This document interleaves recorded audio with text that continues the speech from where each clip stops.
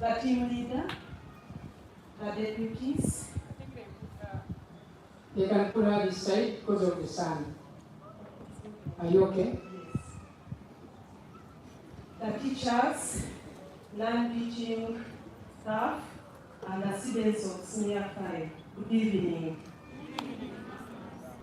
I'm here on behalf of English Department, and my role is to request some of the students who read the winners to come and showcase what they read. I was working with my group. We decided, but I want also you and the teachers and the head teacher to see whether what we awarded is proper or in order. So at this time, I would like to call the two students we selected, and that is Namuleme Shamila and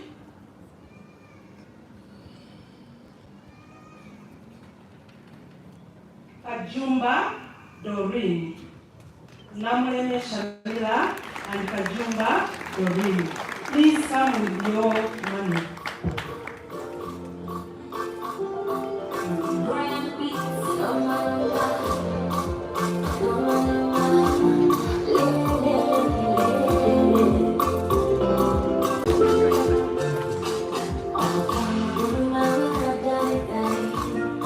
I must report to the team leader that students who read were many.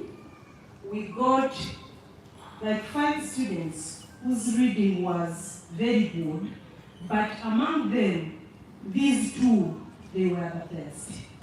I must say the boys, we did not get any in that list. Yes, I'm so sorry, gender balance was not considered here because we are considering how they were reading.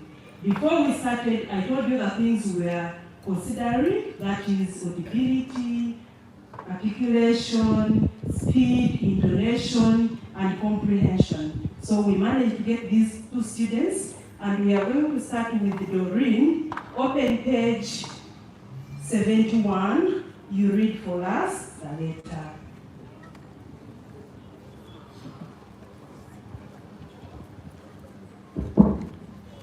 The head teacher. Are you okay with the sun? Yeah, I'm fine. You can see very well? Yes. Okay.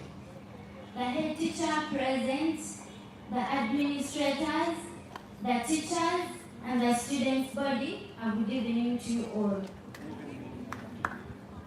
I'm going to read the letter to my name is Kajumba Dori, a student of Chitabi Secondary School. My former school is Trinity College Nabingo, and I'm offering PCM, ICT, and GP. I'm reading a letter to my daughters of Chitabi Secondary School. My dear babies, you cannot believe the pride I have in you when I see you swaggering around at 18 years of age. It's that again with pen and paper. I never feel I have told you enough, so bear with me when I sometimes repeat myself. I just think you haven't understood what I'm trying to communicate sometimes. My last love note was when you were 16, and since then, you have adjusted both physically and mentally. You are not the only ones changing. The environment you live in is changing too. I mentioned in my first love note that relationships will feature in your life now and again. While other aspects of life are relatively straightforward and easy to plan for, relationships are not. You are our beautiful queens, and we love you so much that whenever happens to you is of great concern to us. You have done us so proud so far, and we are optimistic that you will continue to make us even more proud. Nature demands that as normal and beautiful girls, you are developing interest in the opposite sex, and those of the opposite sex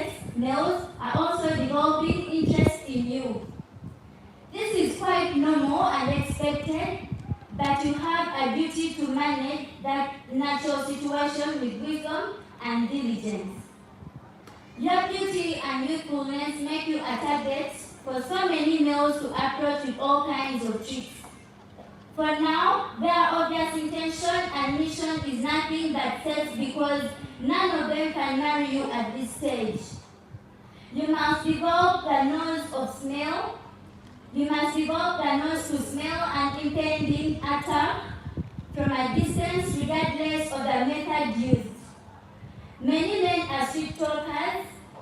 Some throw bait at you in the form of precious gifts, money, fancy mobile phones, lifts in limousine, outings, name it. But be ready to take over. I'm your father, but I'm also a man, so believe me. There is nothing for nothing. Make friends with the opposite sex is neither Making friends with the opposite sex is neither wrong nor bad, but what you end up doing in that relationship is what may spell an early disaster. At this stage of your life, the best kind of relationship is a platonic one, which means a friendship based on affection or love without sexual relations. You like each other, true, but talk about general issues like boards, academics, and entertainment like movies, music, and dance. Deliberately avoiding romantic situations. As you talk with a male friend, you must be intelligent enough to sense the flow of the conversation and the change in his mood. Male friends will most of the time try to tactfully lead a conversation in the direction of romance and sex, regardless of the subject you started off with. Under such circumstances, you may excuse yourself or drive the conversation by changing the subject to something that will completely change his direction. Once you have read someone's intentions, the solution may not be to avoid them. Rather, simply avoid talking to them in a one-on-one setting. Always be in the company of another person or other people. Males respond greatly to visual stimuli, so dress decently, sit like a lady, and deny them the undue privilege of seeing your body because it is privately owned by you. On the other hand, the female's greatest point of compromise is touch, especially inappropriate touching of areas that are generally considered private, like the breasts, bum, legs, and ribs. There should be no compromise with touch and absolutely no reason for someone to touch you beyond a handshake. Be very strict in this respect.